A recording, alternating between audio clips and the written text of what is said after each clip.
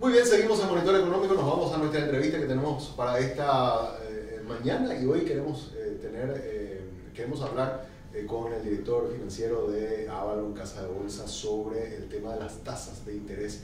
Y siempre es un gusto poder recibirlo a él aquí en el programa. Ya hemos a lo largo del año en varias oportunidades hablado de diversos temas y hoy está con nosotros Arnold Benítez de nuevo. ¿Cómo estás, director? Muy buenos días. Buen día, ¿qué tal, Samu? También a la audiencia. El gusto de siempre mío de poder compartir un poco del Grupo Económico Continental sobre la coyuntura económica. Hoy creo que vamos a estar hablando un poco más de profundidad sobre el cambio de ciclo de política monetaria y seguro que algún otro tema más también. Fue contigo con quien primero hablamos de esto, sí, de que iba a haber un giro justamente en la tasa de política monetaria que finalmente se dio y ahora de manera consecutiva hizo dos ajustes el Banco Central del Paraguay. Ya era algo que vos nos comentabas en lo que tiene que ver con las colocaciones que hace el Banco Central, se comenzaba a ver y ahora me imagino eso con más fuerza va a comenzar a permear también en el mercado de capitales. Totalmente. De hecho, hoy si miramos los títulos de referencia dentro del mercado de corto plazo hasta año y medio, hoy tiene una pendiente negativa. ¿Qué significa esto? Que hoy estamos en una curva invertida. Hoy las tasas de más corto plazo están con una tasa más elevada que la de más largo plazo. ¿Cómo está esto hoy? Año y medio está en 8% y la de 90 días está en 8,25%. ¿Qué significa esto? Que los agentes económicos, especialmente acá los institucionales, entidades financieras y demás, están esperando que esto siga cayendo. De hecho, al cierre de año teníamos una tasa de año y medio en esta tasa de referencia de letra de regulación monetaria que usa el Banco Central justamente para hacer contractiva, expansiva la política monetaria. Está en una referencia del 10%. Hoy está en 8%, prácticamente en 8 o 9 meses. Entonces, realmente hay ya un ajuste en la tasa de referencia de letra de regulación monetaria a un poco más a largo plazo en una caída del 2%. Sin embargo, si vamos a la tasa de política pura y dura, que es la del 8,50, 8,25, 8 hoy en día, solamente hubo un ajuste de 50 puntos básicos. Sí. Y habíamos conversado justamente el mes anterior que por lo menos las perspectivas que nosotros teníamos era que debería haber un recorte mayor que 25 puntos básicos. Obviamente el Banco Central, de vuelta siempre poniendo un poco en contexto también, está actuando de manera más conservadora, que tampoco está mal, pero los agentes realmente, por lo menos la parte financiera, la parte de mercado de capitales, incluso inversionistas que están esperan un recorte un poco más, digamos, un poco más elevado que 25 puntos básicos. Tenemos a Brasil, Chile, Uruguay y demás recortando en niveles de 100 puntos básicos, 50 puntos básicos, para ayudar también, obviamente, a la economía. Hoy lo que de alguna manera nosotros nos da también la tranquilidad es que la economía sigue creciendo. Sí. O sea, no necesitamos un estímulo tampoco muy fuerte por el lado monetario. Ayer salió que la última revisión del Banco Central del primer semestre de 2023 y estamos en 5,9% de crecimiento del PIB interanual. Sí. Entonces creo que eso también da de alguna manera tranquilidad y le da al Banco Central ser un poco más conservador y de alguna manera seguir cuidando el tema de inflación. También creo que estuviste hablando con actores de la parte de combustibles y demás en esta última semana y se vienen subas. O sea, claro. De hecho, cuando el ajuste de Petropar se realizó, emblemas privados con quienes nosotros también tenemos mucho contacto, nos decían, esta es una cuestión que realmente no tiene un sustento o un sustento técnico. Más bien correspondía a un tema capaz un poco más político, que decían durante 100 días nos vamos a bajar lo de la baja de Petropar. La de la baja de Petropar. Pero ahí yo creo que BCP está teniendo más cautela porque no está mirando lo que hace Petropar, que tiene un stock que le permite eso, sino está mirando más lo que está pasando en el mercado afuera. Exactamente. Donde sí hay un aumento, ¿verdad? Del precio del petróleo que llegó hasta 75 y ya está cerca de 90. Entonces capaz su actitud de ir reduciendo más lentamente es justamente por ese factor. Exactamente. O sea, de hecho hoy en la publicación que ellos mismos hacen, que hacen un resumen de lo que se trató en la reunión, los factores externos son los que todavía nos limitan a hacer esos recortes un poco más bruscos, digamos. Sí. Y de vuelta, Petropar tiene stock hasta el 22 de octubre. Sí. y a partir de ahí ya no garantizan, de hecho con el precio, hoy los emblemas privados versus el emblema público tiene una diferencia abismal de precio, entre 800 guaraníes a 600 guaraníes por litro, y obviamente eso hizo que se multiplicara la demanda en Petropar, y obviamente el stock fue capaz, previeron 90 días o 100 días como dijeron, pero realmente fue mucho más rápido el desagote que tuvieron del stock que tienen actualmente. Y tienen hasta el 22 de octubre y... Claro, porque al hacer la reposición ya es con precio más alto. Exactamente. Es con precio más alto. Entonces, ¿qué podemos esperar entonces? ¿Que el Banco Central siga haciendo pequeños ajustes, monitoreando lo que está pasando afuera, o que frene un poquito? ¿Qué creen que puede llegar a pasar en estos meses? Nosotros vemos una cautela, un conservadurismo, digamos, del Banco Central que esperamos que se mantenga ese 25 puntos básicos hasta fin de año. No se descarta, obviamente, después de estas cuestiones externas que por ahí se mejore, porque sabemos que el tema del petróleo es un oligopolio también. De repente dicen, vamos a frenar un poco la producción, ahora vamos a hacer un poco más de producción, dependiendo también de cuestiones geopolíticas a veces. Ahí son las refinerías las que mueven también esa parte. Totalmente, o sea, acá también tenemos que tener en cuenta que si bien el petróleo sube, lo que finalmente consume o compra Paraguay ya es el refinamiento de ese producto. Terminado. Exactamente, y incluso Brasil, Argentina, digamos, no meto tanto en la ecuación, pero Brasil, Bolivia, Uruguay y demás, que también tienen de alguna manera alguna producción de petróleo, tuvieron ajustes muy importantes en el diésel y en la nafta. Entonces es algo que no es algo que solamente nos golpea a nosotros, sino que realmente es una cuestión regional y mundial aún, ¿verdad? Y otro punto también no menor es la cuestión de que siempre monitorea en el Banco Central para la toma de decisiones de la política monetaria, son las tasas de las principales economías. En este caso, la Fed por el lado de Estados Unidos y por el lado de la eurozona también, que vienen todavía con presiones al alza de la tasa de política monetaria. O sea, la Fed, si bien en la última reunión mantuvo de vuelta, o hizo una pausa, tampoco un recorte, pero se espera todavía para fin de año un ajuste al alza de por lo menos 25 puntos básicos, cerrando así en 5,5, 5,25 en ese rango, y además van a cerrar una inflación en 3,3% según las últimas estimaciones. Lo que le ayuda de alguna manera a Estados Unidos es que no entró en una recesión como se pensaba. O sea, sigue creciendo la economía, obviamente menos de lo que normalmente o habitualmente están acostumbrados, pero esa inflación de 3,3, teniendo ellos una inflación meta del 2%, es la que le crea un poco de inconveniente todavía con el tema de seguir subiendo la tasa de política monetaria o seguir manteniendo. Y de hecho no va a cambiar mucho, por lo menos según las estimaciones que ellos tienen para el próximo año. El próximo año de igual manera tienen 2,6% esperado de inflación, y recién 2026 está ahí un poco más cercano en 2,2%. Ahí se anclan de nuevo a su... Y ahí de vuelta podríamos pensar en algún tipo de reducción, pero por lo menos estamos viendo nosotros entre año y medio mínimamente tasas muy altas todavía en dólares. Y eso que estamos comentando de fenómenos a nivel internacional, ¿cómo nos dejarían nosotros parados al cierre de este año? ¿Qué están esperando? ¿En qué tasa más o menos estamos esperando que, si sigue haciendo el Banco Central ajustes, en dónde más o menos se estacionaría? Nosotros estamos proyectando entre 7% y 7,25% para este año. Hay un punto todavía de porcentual para ajustar. Hay un punto de porcentual, de hecho, cuando estimamos esto hace cuestión de 3 meses atrás, nos jugamos un poco más incluso a la baja al 6,75, o sea, por debajo del 7%. Pero viendo esta cuestión externa que están viniendo, que están de alguna manera también analizando y poniendo mucho énfasis el Banco Central en ello, es que ajustamos en las proyecciones nuestras en 7%, el mínimo, y el máximo 7,25. O sea, es un poco la estimación que tenemos. También estamos viendo una cierta presión del tipo de cambio que de alguna manera hoy se está ajustando, se está yendo un poco más para arriba, y esperamos un 7.350 posiblemente para cierre de año. Esta última semana tocó prácticamente 7.300 después de bastante tiempo.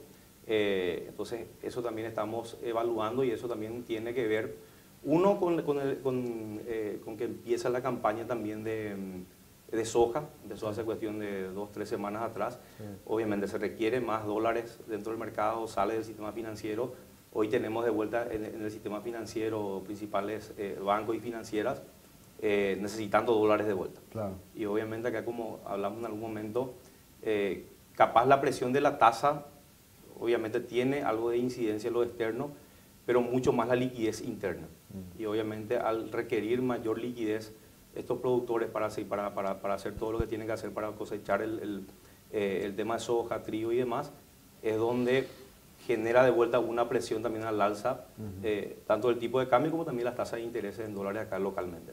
Bueno, una pregunta que yo me hacía, director, es, con estos ajustes que se hizo, porque vamos a partir de 8.50, que estábamos a bajar hasta 7, el efecto que podría darse eso en el mercado de capitales, ¿cuándo se va a ver? ¿Se va a ver hacia el final de este año, recién a principios del año que viene? Yo digo, en las emisiones o en los productos que puedan salir, en las renegociaciones que se hagan de títulos, ¿cuándo más o menos se podría ver el efecto? En política monetaria siempre hablamos de un rezago. Hay un rezago, claro, no es inmediato. De hecho, si evaluamos la cuestión de la continua suba y mantenimiento incluso de la tasa política monetaria en 8,5 versus cuando se ajustó la inflación al rango meta del Banco Central, estamos hablando de año y medio.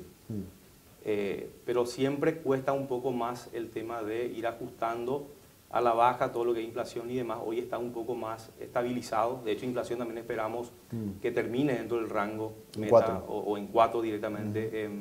Incluso estamos proyectando un poco por debajo, en 3,75, 3,80.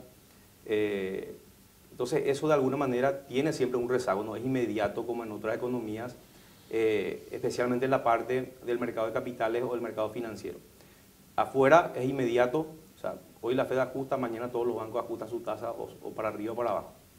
De vuelta, la inflación siempre tiene un rezago para ser controlado, como pasó acá en Paraguay y pasa en todas partes del mundo. Ahora, el tema financiero, el tema de tasa, en este caso guaraní, no es tan inmediato.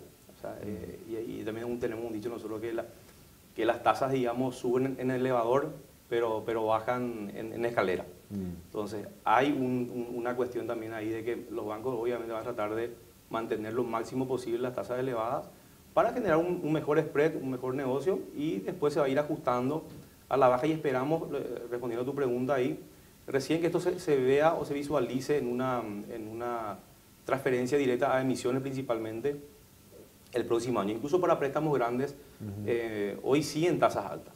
O sea, de vuelta el efecto primario va a ser mercado de capitales, todavía no bancario, y primer trimestre del año que viene. Primer trimestre del año que viene. De hecho, con todos los emisores con quienes venimos conversando, los estamos asesorando para, en el caso de que puedan retrasar lo máximo posible la emisión. Y salir en marzo, abril del próximo año.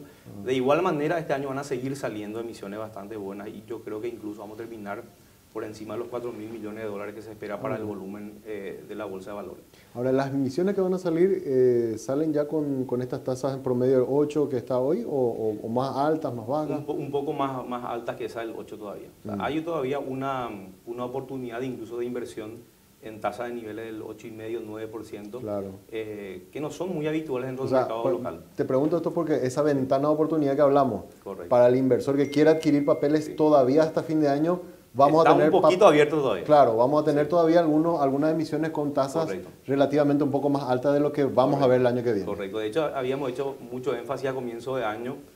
Mira, sí, este es el momento de invertir. Está a mediano plazo, largo plazo, guaraníes, dólares. Dólares no tanto porque teníamos todavía ese tema de volatilidad, pero no cambió mucho el escenario desde mediados de año hasta ahora. Dólar promedio 5, ¿verdad? Y 5, de hecho hay, a largo plazo hay incluso opciones al 8, 8,5%. O sea, hay realmente opciones en dólares. Ahora en guaraníes hoy tenemos un ajuste a la baja muy fuerte ya. Pero de igual manera, la tasa que hoy tenemos está aún por encima del promedio que solíamos tener en Paraguay. O sea, hoy está aún por encima del 8%, están 8,5, 9, 9,25, conseguimos todavía instrumentos de ese tipo. Sí. Pero normalmente estamos entre un 7,5, 8, digamos, en Paraguay en lo habitual. Entonces, hay todavía una pequeña oportunidad para invertir, tomar tasas altas, obviamente. Hoy los fondos de inversión, por ejemplo, pero los fondos mutuos, por ejemplo, siguen pagando tasas muy elevadas y eso posiblemente se va a mantener también hasta el próximo cierre de trimestre, porque obviamente como tenés un stock que se va renovando ya, que compraste en su momento a tasas muy elevadas, hoy tenés tasas más bajas y vas a tener tasas más bajas corriendo con los meses, ¿verdad? Entonces eso de las tasas que hoy manejamos nosotros, por ejemplo, los fondos mutuos de 6,51% en guaraníes a la vista, lo más probable es que se vaya ajustando también a la baja porque vamos a ir respondiendo con instrumentos de buena calidad, pero con una tasa un poco más inferior a lo que teníamos. Entonces en el promedio ese 6,5 se va a trasladar a un 6,25, 6,30. Y eventualmente si sigue, también tenemos también una resistencia dentro del mercado que no baja más que eso.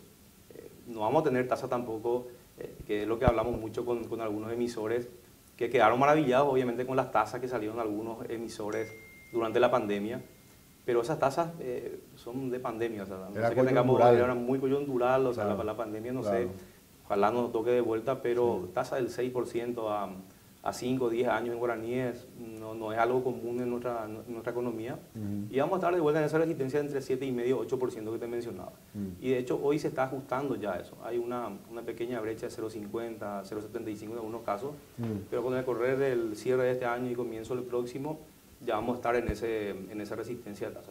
No va a haber más que eso. Entonces, para hacer un resumen un poco de lo que estábamos hablando, para el inversor que quiera adquirir papeles, este es el momento hasta fin de año por lo menos de captar todavía alguna que otro papel con tasas o retornos sumamente interesantes. Y para el posible emisor, este es el momento de comenzar a estructurarlo, salidas al mercado, porque el año que viene la coyuntura nos va a dar un escenario con tasas mucho más atractivas para el emisor. Correcto. Esa es una lectura, Samuel, y estamos en esa línea asesorando y trabajando y de hecho el próximo año va a ser un año, este año fue un año de volatilidad en tema de tasas en dólares y en guaraní incluso. Fue un año no tan volátil en la parte de mercado cambiario, pero el próximo año vemos que va a ser un año más, digamos, más flat, menos volátil en tasa, entonces también va a ser un año muy desafiante para el mercado de capitales para de alguna manera mover instrumentos, comprar y vender, o sea, hacer mucho de trading, que es lo que hoy le da un poco más de volumen también al mercado de capitales, pero sí vamos a tener una mayor oportunidad para emisores. De hecho, hay muchos emisores de vuelta que tienen hoy ya el programa incluso listo como para salir, pero van a salir recién el próximo año. Y son emisores que tienen emisiones que estamos hablando en torno a los 150 millones de dólares, obviamente guaranizados. En un solo emisor, no te puedo mencionar eso.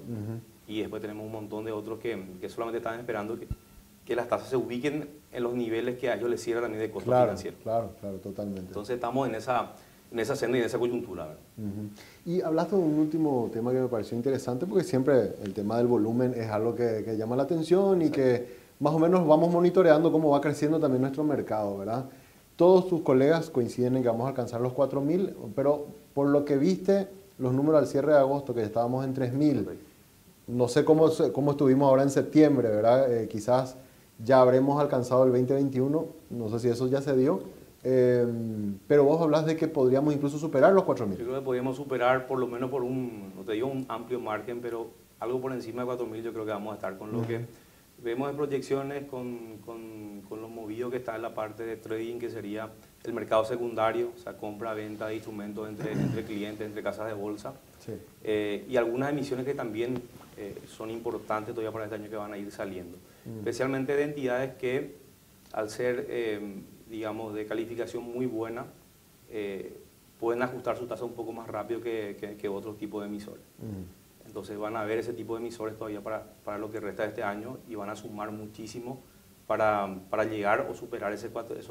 Por lo menos de mi lado, creo que vamos a llegar un monto por encima de los 4.000 millones de dólares en volumen operado entre emisiones, mercado secundario y demás cuestiones. Así que, y también hay una cuestión que justamente estuvimos charlando, como te había mencionado, que soy parte del comité de operaciones y productos de la Bolsa de Valores, es de incluir también las negociaciones que se dan de manera extrabursátil, pero que pasan por las casas de bolsa.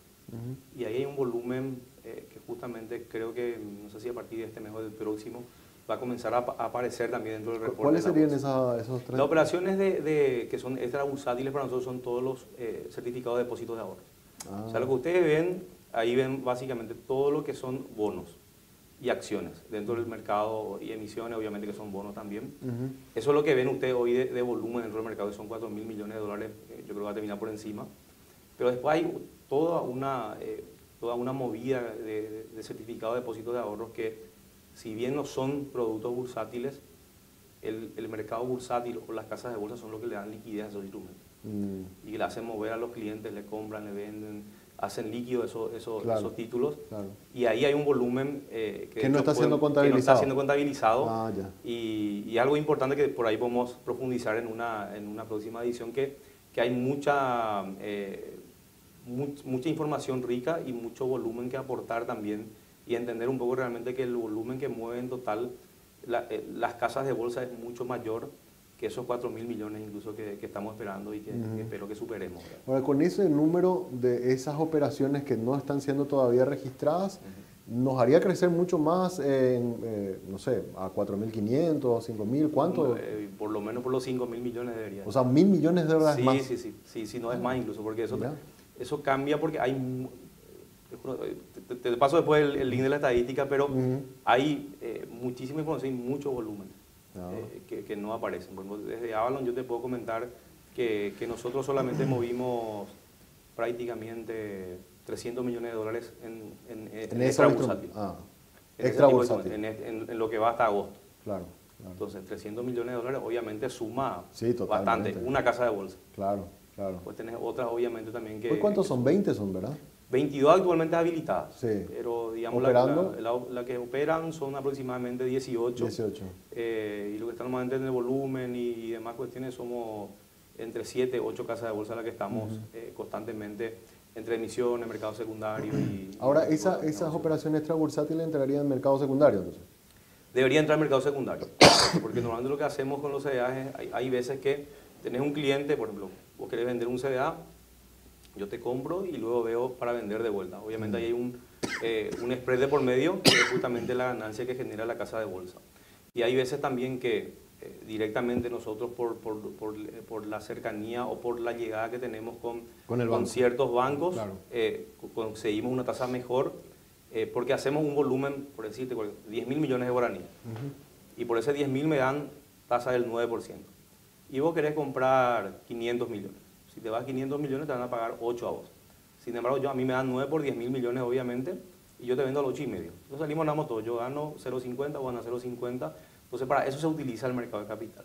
Porque nosotros podemos darle obviamente mayor volumen, tener un mayor poder de negociación, pero no somos nada sin obviamente los inversores y los clientes. Porque si no tenemos obviamente la punta, yo no soy una entidad que me quedo con los títulos, sino que yo soy una entidad que compra y vende y gano en el medio. Claro. Y cuanto más pueda rotar y más veces hacer ese negocio, es donde yo de alguna manera genero negocio para la bolsa, para el mercado bursátil, y también obviamente le genero valor al accionista.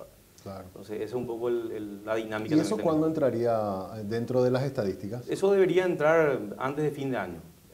Habíamos solicitado, había una unanimidad también de incluir eso dentro de los datos. Obviamente va a estar como extra bursátiles. Había una discusión, ¿verdad? Porque si bien son títulos bursátiles, claro, es separar. O sea, lo que tenemos hoy, que es lo que hablamos, que debería terminar por encima de los 4.000 millones de dólares, y por el otro lado tener la parte extra bursátil. Separado y mostrar nomás que hay también un mercado extra bursátil bastante importante. O sea, no es un mercado de 50 millones de dólares, o sea, un mercado realmente bastante. O sea, estoy comentando que nosotros solamente movimos 300 millones de dólares en ese mercado en 8 meses. Qué bárbaro. Sí. Interesantísimo. Entonces, ahí está para... Bueno, Arnold, es un placer siempre conversar contigo, aprender mucho sobre el tema del mercado de capitales y, bueno, desear que tengan un buen éxito en lo que resta de este año para la Casa de Bolsa. Muchísimas gracias, Samu. Este trimestre se viene muy desafiante, pero confiamos con los profesionales que tenemos, también con la dinámica de mercado que está mejorando bastante. Llegar obviamente también a todos los presupuestos de lo que resta del año y seguir charlando también de temas que se vienen con bastante fuerza. Muchas gracias. Muchas gracias a vos por el espacio.